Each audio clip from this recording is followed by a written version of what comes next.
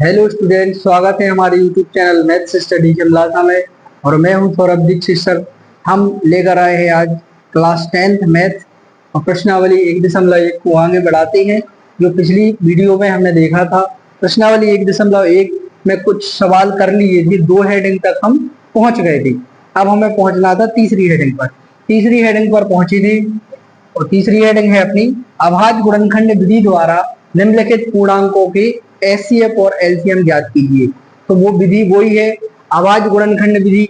हम जानते हैं इनके गुणनखंड निकाल के हमें एचसीएफ और एलसीएम को ज्ञात करना है। इसके लिए सर पहला सवाल दिया है 12, 15 और 21। तो सबसे पहले क्या करेंगे, हम 12 के गुणनखंड निकालेंगे, उसके बाद 15 के गुणनखंड निकालेंगे और उसके बाद में 21 के गुणनखंड निकालेंगे। 12 के गुणनखंड निकालने के लिए कुछ नहीं करेंगे, सबसे पहले वही विभाज्यता के नियम जो हमने पिछली वीडियो में भी देखा था कि विभाज्यता के नियम 2, 3, 4, 5 विभाज्यता के नियम जरूर याद रखना है आप लोगों के लिए। तो इसमें इकाईकांक के अंत्यकांक 2 है, इसलिए सबसे पहले इसमें 2 का भाग जाएगा। तो 2 का भाग देने के लिए 2 6 12, 2 का फिर देंगे 2 3 6, फिर देंगे 3 का 3 एकम 3। तो हम क्या देख रहे हैं यहाँ पे, जो 12 के गुणनखंड निकले वो निकले आपके 2 गुणित 2 गुणित 3, या कह सकते हैं हम 2 कितनी बार है, 2 बार है, और 3 कितनी बार है गुणनखंड में, 1 बार है। इसके बाद इसी प्रकार 15 के गुणनखंड निकालेंगे। 15 के गुणनखंड निकालने के लिए आपको क्या करना है, वही इसमें 2 का देंगे, नहीं जाएगा क्योंकि हम जानते हैं सर इकाईकांक 0 या 2 होना चाहिए। फिर हम देखते हैं कि अंकों का योग करके तो 1 + 5 अर्थात 6 आता है, 6 में 3 का जाता है, 3 दूनी 6, तो हम कह सकते हैं इसमें 3 का चला जाएगा। तो 3 का देंगे, 3 5 15, और इसमें कितने का जाएगा, फिर 5 का जाएगा, 5 एकम 5। तो कह सकते हैं कि जो 15 के गुणनखंड है वो कितने निकल के आ गए, 3 गुणित 5। 3 कितनी बार है, 1 बार है, 5 कितनी बार है, 1 बार है। इसके बाद क्या देख रहे हैं आप, 21। 21 के गुणनखंड निकालने के लिए आपके लिए वही इसमें 3 का जाएगा, 2 का नहीं जाएगा। तो 3 का भाग देंगे, 3 7 21, 7 एकम 7। तो आप क्या देख रहे हैं, 21 के गुणनखंड निकल के आ गए कितने, 3 गुणित 7। 3 1 बार है, 7 भी कितनी बार है, 1 बार है। अब क्या ज्ञात करना है आपके लिए, एचसीएफ और एलसीएफ। तो सबसे पहले हम एचसीएफ ज्ञात करते हैं। तो एचसीएफ ज्ञात करने के लिए क्या करेंगे अपन, एचसीएफ ऑफ कितने का, 12, 15 और 21, इनका एचसीएफ ज्ञात करना है। तो इनके लिए हमने बताया था आपके लिए वो संख्या जो कॉमन हो, या कह सकते हैं सबसे छोटी घात जो कॉमन हो तीनों में।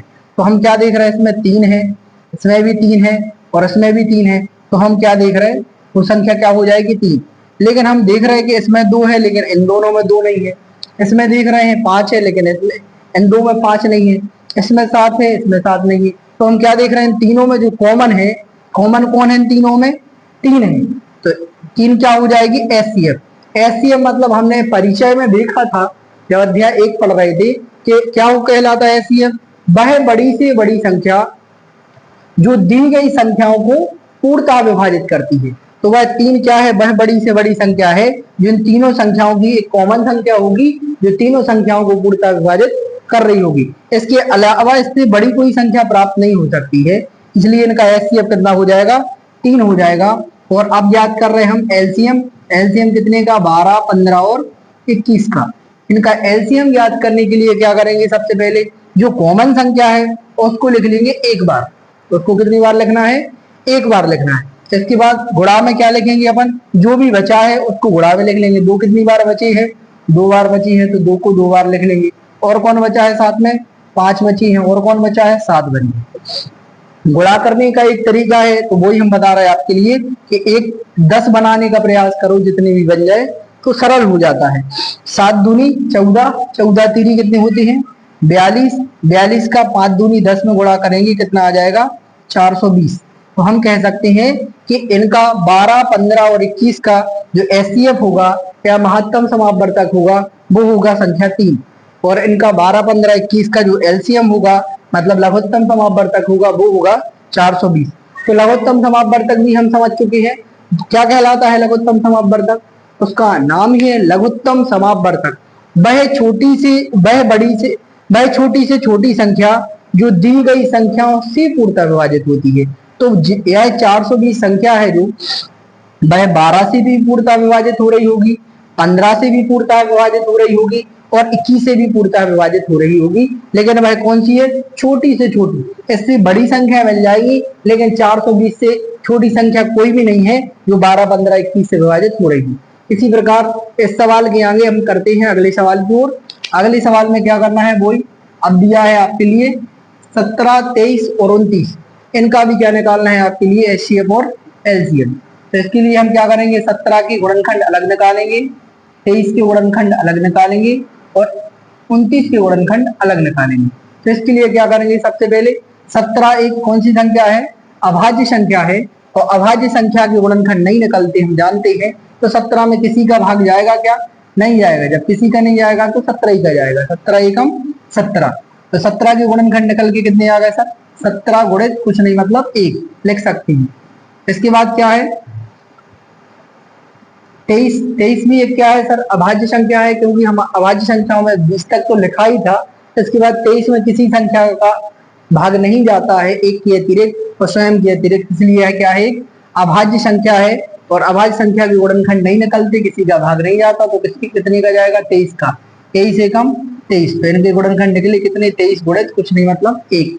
यहाँ पे 29 आती है, 29 में भी 2 का 3 का सबका दे के देखेंगे आप। 29 भी एक अभाज्य संख्या है, इसलिए 29 में भी किसी का भाग नहीं जाएगा। जब किसी का भाग नहीं जाएगा तो किसका जाएगा? 29 का जाएगा। 29 का भाग देंगे, 29 एकम 29। तो हम क्या देखते हैं कि 29 के जो गुणनखंड निकले वो भी कितने निकले? 29 गुणित 1।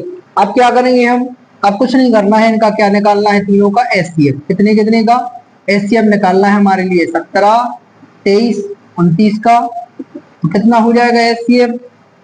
एचसीएफ वो कॉमन संख्या, तो इनमें कॉमन संख्या कोई भी नहीं है, हमें दिख रहा है कॉमन नहीं है, तो इसमें क्या कॉमन हो जाएगा? कुछ नहीं कॉमन, तो मतलब 1 माना जाएगा कि 1 का तो सब में भाग जाता है।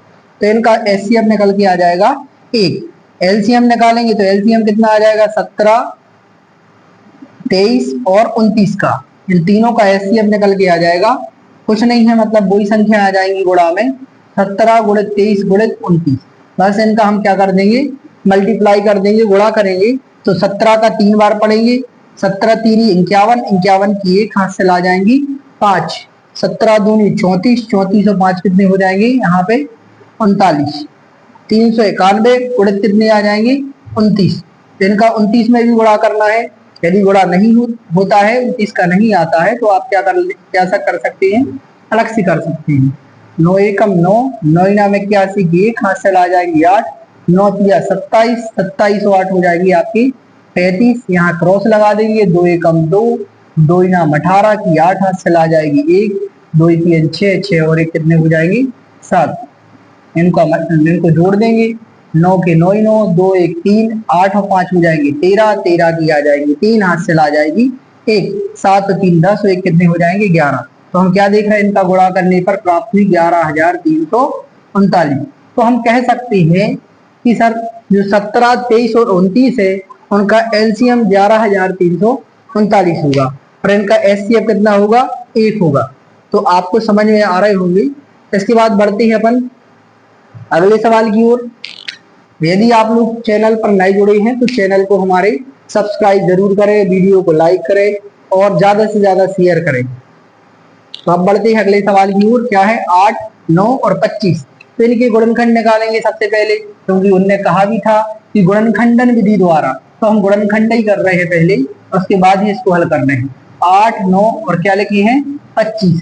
तो 8, 9 और 25 के क्या निकालेंगे? सबसे पहले हम गुणनखंड। तो 8 के गुणनखंड निकालने के लिए सबसे पहले 2 का 2 चौके 8, फिर 2 का 2 दूनी 4, फिर 2 का 2 एकम 2, तब तक देना जब तक कि 1 ना आ जाए। तो 8 के गुणनखंड हम लिख लेंगे, नीचे कितने निकले? 2 गुणित 2 गुणित 2 कह सकते हैं कितने निकले? 2 के ऊपर 3 की घात, मतलब 2 कितनी बार है? 3 बार है और कुछ नहीं है। यहाँ पे 9 के गुणनखंड निकालेंगे, 9 के 3 का जाएगा, 3 त्रिका 9, 3 एकम 3। तो हम कह सकते हैं जो 9 के गुणनखंड निकले वो निकले कितने? 3 गुणित 3, या कह सकते हैं 3 कितनी बार है? 2 बार है। और 25 के गुणनखंड निकालेंगे। 25 में किसका जा रहा है? 2 का भी नहीं जा रहा, 3 का भी नहीं जा रहा, तो कितने का जाएगा? 5 का। 5 25 और 5 का कर देंगे, 5 एकम 5। तो हम क्या देख रहे हैं यहाँ पे? जो 25 के गुणनखंड निकल के आए वो निकल के आए हैं 5 गुणित 5, या कह सकते हैं 5 के ऊपर कितने की घात, 2 की घात। तो इस प्रकार से हम देख रहे हैं इन तीनों संख्याओं में क्या निकालना है, तीनों का एचसीएफ। एचसीएफ किस किस का, 8, 9 और 25 का। तो 8, 9, 25 का एचसीएफ निकालने के लिए हम देख रहे हैं इनमें क्या कॉमन है। तो इनमें 2, 2 है, इनमें 3, 3 है, इनमें 5, 5 है। इनमें कोई कॉमन नहीं है तो साथ में क्या हो जाती है, एक भी हो जाती है। जब एक हो जाती है तो इनका एचसीएफ निकल के कितना हो जाएगा, 1, क्योंकि किसी संख्या का भाग नहीं जाता, मतलब कितने का जाएगा, 1 का जाएगा। तो एक क्या हो जाता है, सब में कॉमन हो जाती है, इसलिए एक क्या हो जाएगा इनका एचसीएफ। मतलब एक वह बड़ी से बड़ी संख्या है जो दी गई संख्याओं को पूर्णतः विभाजित करती है। इसके बाद इनका एलसीएम निकलेगा 8, 9 और 25। इनका एलसीएम निकालने के लिए आपको कुछ नहीं करना है, जो भी संख्याएं हैं उनका क्या कर देंगे, गुणा कर देंगे, क्योंकि इनमें कॉमन पहले से ही नहीं है। तो कॉमन नहीं है तो क्या कर देंगे, 2 गुणे 2 गुणे 2, 2 दूनी 4 दूनी 8 हो जाएगा। डायरेक्ट 3 का 9 भी कर सकते हैं और 50 25 भी कर सकते हैं। तो अगर आपको ऐसे करना है तो आप 10 बनाने का प्रयास करें। यहाँ से 5 दूनी कितने बन गए, 10। यहाँ से 5 दूनी कितने बन गए, 10। यहाँ पे 3 का 9 और 9 दूनी हो जाएंगे 18 गुणे 10 गुणे 10, 18 धाम के 180 और यहाँ पे क्या हो जाएगा 10 का गुणा, तो यहाँ पे आ जाएंगे 1800। कितना आ जाएगा, 1800।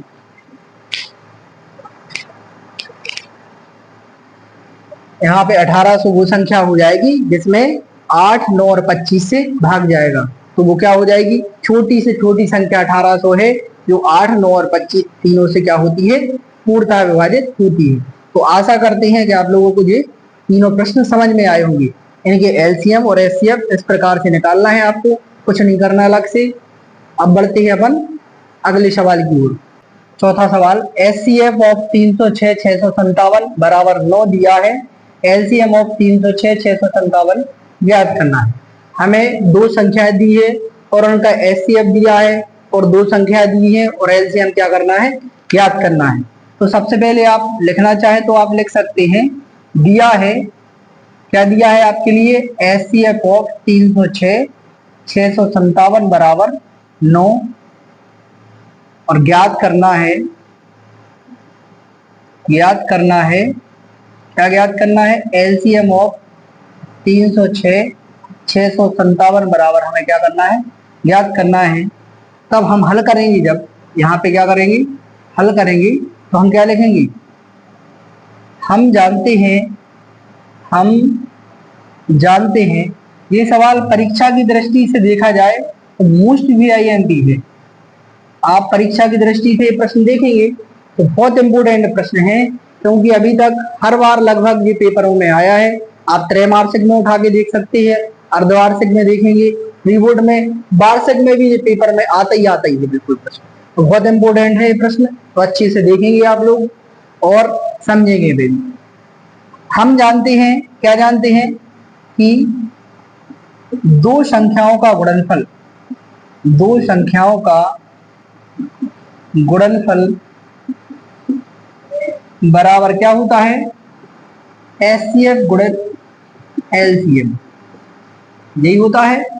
तब क्या हो जाएगा, आपको कुछ नहीं करना है, दो संख्या हमारे लिए दी है, या करके लिख सकते हैं आप, एचसीएफ गुणित एलसीएम बराबर दो संख्याओं का गुणनफल, तो दो संख्याएं दी है 306 और एक संख्या दी है 657। तो हमें क्या करना है, एचसीएफ दिया है, एचसीएफ कितना दिया है, 9 गुणित क्या ज्ञात करना है, एलसीएम ज्ञात करना है, बराबर 306 गुणित 657। तो एलसीएम ज्ञात करने के लिए कुछ नहीं करेंगे आप, 306 गुणित 657 जो कहते हो, यहाँ से जो 9 थे काय में थे, 9 गुणा में पक्षांतर कर देंगे, बराबर के साइड पहुंचेंगे तो काय में पहुंच जाएंगे, भाग में। तो भाग में गए तो यहाँ से भाग दे देंगे, 9 से ये संख्या भी कट जाएगी, ये भी कट जाएगी, आप काट के देख सकते हैं। 9 7 63, यहाँ पे बचेंगे 2 हो जाएंगे 27, 9 किया 27। तो एलसीएम ऑफ 306 गुणित कितने आ जाएंगे, 73। इनका गुणा कर देंगे, आप रफ में भी कर सकते हैं, वैसे भी कर सकते हैं। तो कुछ नहीं करना है, 3 18 की 8, हाथ से ला जाएगी 1, 3 9 1 का 1 ही, 3 का 9, यहाँ से क्रॉस 7 6 42 की 2, हाथ से ला जाएंगी 4, 7 0 4 की 4 ही 4, 7 की आ जाएंगे 21। यहाँ से इनको जोड़ देंगे 8 ज्यों के त्यों, 2 और 1 3, 9 4 13 की 3 हाथ से लेकर जाएगी, 1 को 1 2 और 1 2 ज्यों के त्यों। तो इनका गुणा करना आएगा 22,338। तो कह सकते हैं हम, क्या कह सकते हैं, तब क्या होगा सर, एलसीएम ऑफ 306 657 बराबर होगा आपका 22,338, ये होगा। तो ये सवाल है आपका, सरल है, जानते हैं आप लोग, बन भी जाएगा आप लोगों के। तो आशा करते हैं ये भी समझ में आया होगा। तो इसके बाद देखते हैं अपना अगला क्वेश्चन। अगला प्रश्न है, जांच कीजिए कि क्या किसी प्राकृत संख्या स्मॉल n के लिए संख्या 6 के ऊपर n की घात अंक 0 पर समाप्त हो सकती है। तो हमें चेक करना है कि कोई प्राकृत संख्या स्मॉल n के लिए संख्या 6 के ऊपर n 0 पर समाप्त हो सकती है। प्रश्न समझना जरूरी है कि n ने क्या बोला है, 6 के ऊपर n की घात दी है और बोल रहे हैं कि यह कभी 0 पर समाप्त होगी। तो यह 0 पर समाप्त होने के लिए जहां पे n क्या है सर, उन्होंने बोल दिया n एक प्राकृत संख्या है। तो n एक प्राकृत संख्या है, हम जानते हैं प्राकृत संख्याएं 1 से शुरू होती है और अनंत तक जाती है, कह सकते हैं। तो यहाँ पे अगर हम 6 के ऊपर 1 की घात रखेंगे, माना कि प्राकृत संख्या के मान रखते जाएंगे, तो 6 का मान 6 1 हो जाएगा। 6 के ऊपर अगर n का मान 2 रखेंगे तो 36 हो जाएगा। 6 के ऊपर 3 रखेंगे तो भी कुछ मान आएगा। तो उनका कहने का अर्थ ये है कि कोई भी संख्या के ऊपर यदि n की घात लगी है और n एक प्राकृत संख्या या n का मान कोई भी संख्या रख देती है प्राकृत संख्या, तो भाई 0 पर समाप्त होगी है, हो सकती है या नहीं हो सकती है। तो अपन लिखेंगे सर, जो संख्या शून्य पर समाप्त होती है, जो संख्या शून्य पर समाप्त होती है, उसके गुणनखंड, उसके अभाज्य गुणनखंड 2 गुणित 5 के ऊपर n की घात के रूप के होते हैं। हम कह सकते हैं कि जो संख्या शून्य पर समाप्त होती है, कभी भी कोई संख्या शून्य पर समाप्त होगी तो उसके अभाज्य गुणनखंड 2 गुणित 5 के ऊपर n की घात के रूप के होते हैं। तब क्या देखते हैं कि 6 के ऊपर n की घात जो संख्या है, क्या उसके गुणनखंड 2 गुणित 5 के रूप के आते हैं। तो चेक करते हैं, हम देखते हैं 6 के गुणनखंड निकलेंगे 2 गुणित 3 के ऊपर क्या n की घात। तो हम क्या कह सकते हैं, अतः संख्या 6 के ऊपर n की घात के लिए, संख्या 6 के ऊपर n की घात प्राकृत संख्या n के लिए कभी भी शून्य पर समाप्त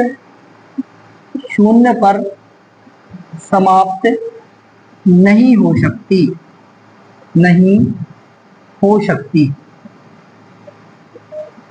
तो संख्या 6 के ऊपर n की घात के लिए प्राकृत संख्या यदि n है तो इसके लिए कभी भी यह शून्य पर समाप्त नहीं हो सकती। क्यों नहीं हो सकती, क्योंकि हमने लिख दिया ऊपर कि जो संख्या शून्य पर समाप्त होगी उसके अभाज्य गुणनखंड 2 गुणित 5 जरूर होगी, तभी वह शून्य पर समाप्त होगी, अन्यथा की स्थिति में वह कभी शून्य पर समाप्त नहीं हो सकती। पढ़ते हैं अगले सवाल की ओर। अगला प्रश्न है हमारा, व्याख्या कीजिए कि 7 गुणित 11 गुणित 13 प्लस 13 और 7 गुणित 6 गुणित 5 गुणित 4 गुणित 3 गुणित 2 गुणित 1 प्लस 5 भाज्य संख्याएं क्यों हैं। तो भाज्य संख्याएं हैं तो ये क्यों है। तो हमने पिछली वीडियो में देखा था कि भाज्य संख्याएं क्या कहलाती हैं और अभाज्य संख्या क्या कहलाती हैं। तो भाज्य संख्याएं वे कहलाती हैं जिनके एक और एक के अतिरिक्त अन्य कोई गुणनखंड निकलते हैं, क्या कह सकते हैं, वे संख्याएं एक के अतिरिक्त और भी गुणनखंड निकल सकते हैं, क्या कह सकते हैं, एक और स्वयं के अतिरिक्त किसी और अन्य संख्याओं का भाग चला जाता है, वे संख्याएं भाज्य संख्या कहलाती हैं। और अभाज्य संख्या वे कहलाती हैं जिनमें एक और स्वयं के अतिरिक्त किसी और अन्य संख्या का भाग नहीं जाता, या हम कह सकते हैं कि इनके एक की संख्या एक के अतिरिक्त किसी और गुणनखंड नहीं निकलती, वो अभाज्य संख्या कहलाती है। तो इसके लिए हम क्या करेंगे, सबसे पहले जो सवाल दिया था इसके गुणनखंड लिख देंगे, अलग अलग लिखने के इनके लिए। 7 गुणित 11 गुणित 13 प्लस 13 और यहाँ पे लिख देंगे हम इनके लिए 7 गुणित 6 गुणित 5 गुणित 4 गुणित 3 गुणित 2 गुणित 1 प्लस 5। पूछ रहा है भाज्य संख्याएं क्यों है। देखते हैं, हम देखते हैं इन दोनों संख्याओं में से कॉमन क्या आ जाएगा, क्योंकि जी सब गुणा में है और जी सिंगल लिखी है, प्लस लगा है बीच में या माइनस भी लगा है, तो हम इन दोनों के बीच में क्या ले लेंगे, कॉमन। तो कॉमन क्या आता है इन दोनों में से 13। तो यहाँ पर क्या बचेंगे 7 गुणित 11 प्लस क्या बचेगा, यहाँ पे 13 चले जाएंगे तो 1 बचेगा। तो यहाँ के क्या देखते हैं 13, यहाँ पे इंटू 11 7 कितने हो जाएंगे 77 प्लस क्या देखते हैं 1। तो 13 गुणित क्या हो जाएगा 77 1 78। हम क्या देखते हैं यहाँ पे कितने निकल आए 13 गुणित 78। तो हम क्या देख रहे हैं सर, इसी प्रकार यहाँ देखते हैं कि इन दोनों में से कुछ कॉमन आ रहा है, क्योंकि जी सब क्या है गुणा में है, जी बीच में क्या लगा है, इनके बीच में प्लस लगा है। तो इन में क्या कॉमन आ सकता है, कॉमन आ सकती है 5। तो 5 कॉमन आ जाएंगे। तो 7 गुणित 6 गुणित यहाँ पे क्या बचेंगे 4 गुणित 3 गुणित 2 गुणित 1 प्लस क्या बचेगा 1। इनका भी गुणा कर देंगे हम। तो यहाँ पे क्या आ जाएगा 5 इंटू 7 6 42 गुणित 4 तिया 12 दूनी 24 एकम 24 प्लस कितने हो जाएंगे 1। 5 इंटू क्या हो जाएगा 42 का 24 में गुणा कर देंगे, कोई तरीका वही रहेगा। 24 दूनी 48 की 8 हाथ से लिखी कितनी हो जाएंगी 4, 24 चौके 96 बचा कितने हो जाएंगे 100, 1008 प्लस कितने हो जाएंगे 1। यहाँ पे क्या कर देंगे इनका गुणा कर देंगे। तो 5 गुणित कितने हो जाएंगे 1008 और 1 1009। तो हम क्या देख रहे हैं इनकी सब जो संख्याएं दी गई हैं आपके लिए 7 गुणित 11 गुणित 13 प्लस 13 और 7 गुणित 6 गुणित 5 प्लस गुणित 4 गुणित 3 गुणित 2 गुणित 1 प्लस 5। इनकी हम क्या देख रहे हैं अथा गुणनखंड निकाल अथा दी गई संख्याएं भाज्य संख्याएं हैं, भाज्य संख्याएं हैं। अथा दी गई संख्याएं भाज्य संख्याएं हैं क्यों है, क्योंकि इनके एक के अतिरिक्त क्या है अन्य गुणनखंड है। हम कह सकते हैं कि दी गई संख्या कौन सी संख्या है, भाज्य संख्या है। क्यों है, क्योंकि इनके एक के अतिरिक्त अन्य गुणनखंड है। तो भाई इनके गुणनखंड क्या है 13 भी है 78 भी है, इनको भी तोड़ देंगे तो और भी गुणनखंड निकल आएंगे। 5 है 1009 है, तो हम कह सकते हैं यह एक भाज्य संख्या है, क्योंकि इनके एक के अतिरिक्त भी गुणनखंड निकलते हैं। अंतिम प्रश्न है हमारा प्रश्नावली का, किसी खेल के मैदान के चारों ओर एक वृत्ताकार पथ है।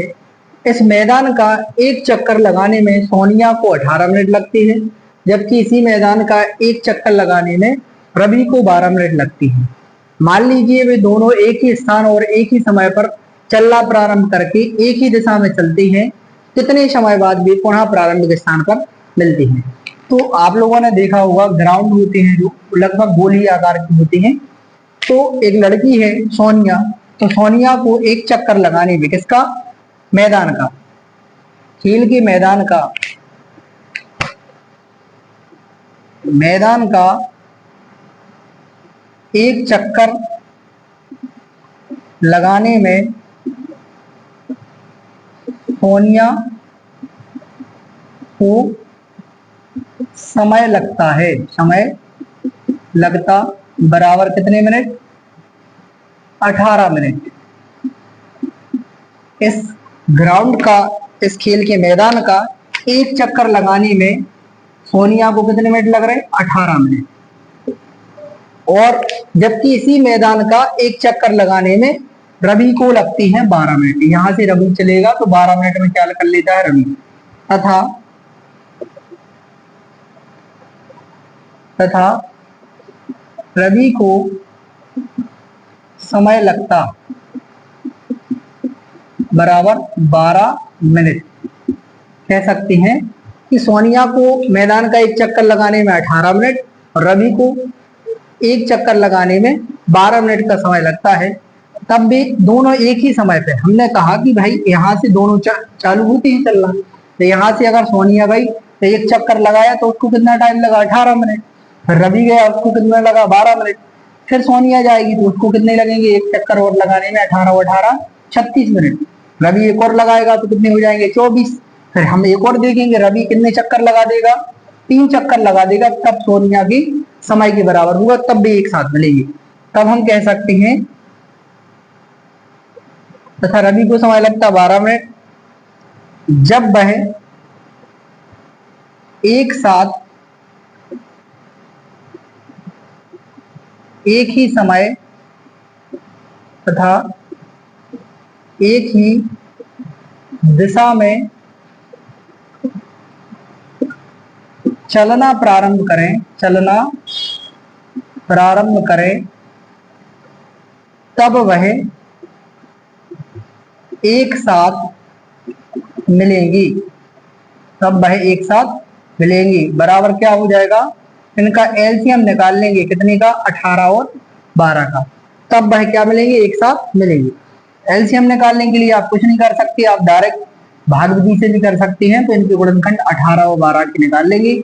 इसमें 2 का भाग चला जाएगा, 2 नाम 18, 2 6 12, यहाँ से 2 का घर चला जाएगा, 9 में नहीं जाएगा, 2 3 6, पर 3 का चला जाएगा, 3 का 9, फिर 3 एकम 3, इसमें फिर 3 का चला जाएगा, तो 3 एकम 3, एक ज्यों के त्यों। इनका जो एलसीएम निकलेगा गुणनखंड के रूप में कितना निकलेगा, 2 गुणित 2 गुणित 3 गुणित 3, तो 2 दूनी 4, 4 तिया 12 और 12 तिया 36 मिनट। तो वही निकला जो हमने बोला था, 36 मिनट। अतः वह दोनों पुनः प्रारंभिक स्थान पर 36 मिनट बाद मिलेंगी। कह सकते हैं हम कि वह दोनों पुनः प्रारंभिक स्थान पर 36 मिनट बाद मिलेंगी। तो ये था, इसमें सवाल में पूछा गया था कि वह पुनः कब मिलेंगे। तो इस प्रकार से सवाल आते हैं, कई बार घंटियों की भी आ जाती है, स्कूल की घंटी बजती है 5 10 15 मिनट से, तो उसमें भी क्या किए जाते हैं, एलसीएम वगैरह ही निकाले जाते हैं, कंपटीशन एग्जाम वगैरह में पूछे जाते हैं। तो आपको 1.1 प्रश्नावली के 7 प्रश्न हो गए कंप्लीट। तो आशा करते हैं कि आप लोगों को एक प्रश्न समझ में आए होंगे। यदि समझ में आए हैं तो वीडियो को लाइक करें, कमेंट में अगर कोई प्रकार की समस्या है तो वो भी बताएं, और वीडियो को ज्यादा से ज्यादा शेयर करें, और हमारे चैनल मैथ्स स्टडी खिमलासा को आप सब्सक्राइब करें। इसके बाद अपन मिलते हैं अगली वीडियो के साथ। अगली वीडियो में रहेगी आपकी अगली प्रश्नावली 1.2, जिसमें सवाल दिए गए हैं आपरिमेय परिमेय संख्याओं से रिलेटेड, तो उनको भी अपन हल करेंगे। तब तक के लिए जय श्री राम, नमस्ते।